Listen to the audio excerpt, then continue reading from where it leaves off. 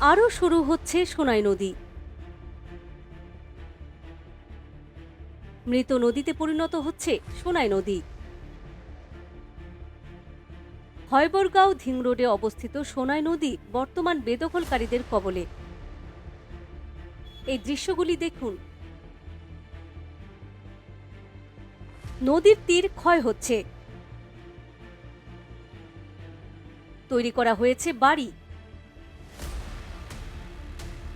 তৈরি করা হয়েছে ব্যবসা প্রতিষ্ঠান। সোনাইঘাট চলচলিতে সোনাই নদীর তীরে তৈরি হচ্ছে 120 ফুট গভীর ভবন।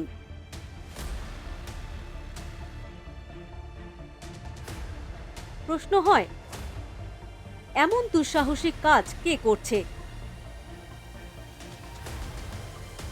জমি মাফিয়ারা কি সোনাই নদীর জমি দখল করছে?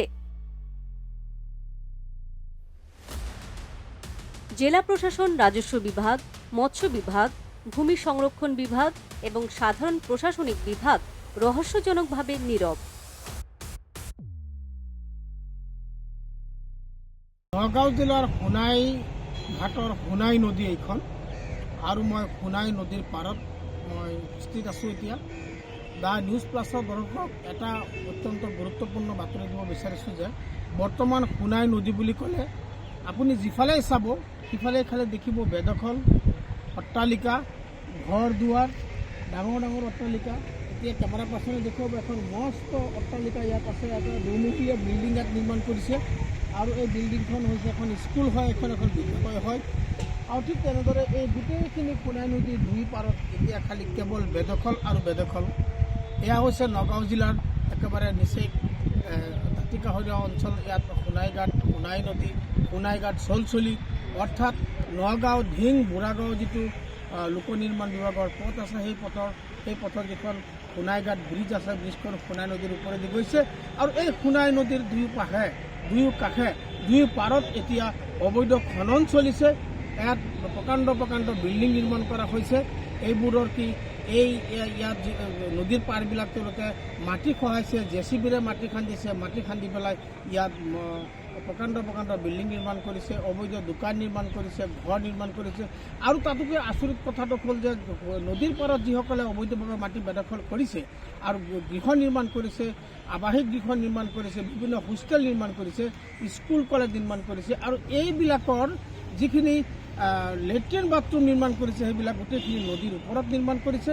ইয়াৰ কাৰণে এই সোণাই নদীৰ পানী এতিয়া প্ৰদূষিত হৈছে।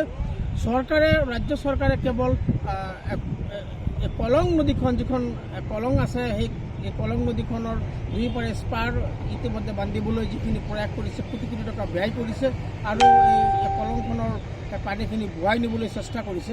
সেইটো শলাগ ল'বলগীয়া যদিও ইয়াৰেই একেবাৰে ওচৰত লাগি থকা যিখন নদী আছে সোণাই নদী, সেই সোণাই নদীখন কিন্তু এতিয়া অস্তিত্বৰ সংকটত ভুগিছে। ইয়াত অবৈধ বেদখল কাৰ্য চলিছে, নদীৰ দুয়োপাৰে খনন চলিছে, আৰু সেই খনন কৰি বিভিন্ন অট্টালিকা গৃহ নিৰ্মাণ কৰিছে। কিন্তু প্ৰশাসন নিমাত দেখিও নেদেখাৰ ভাও ধৰিছে, শুনিও নুশুনাৰ ভাও ধৰিছে। কুম্ভকৰ্ণ নিদ্ৰাত আছে নগাঁও জিলা প্ৰশাসন। কোন অদৃশ্য শক্তির আশীর্বাদ আছে দখলদারদের উপর? নগাঁও জেলা প্রশাসন এবং ভূমি সংরক্ষণ বিভাগ নগাঁওয়ের ঐতিহাসিক সোনাই নদী সংরক্ষণ করতে পারবে কি? Bureau report, the news plus.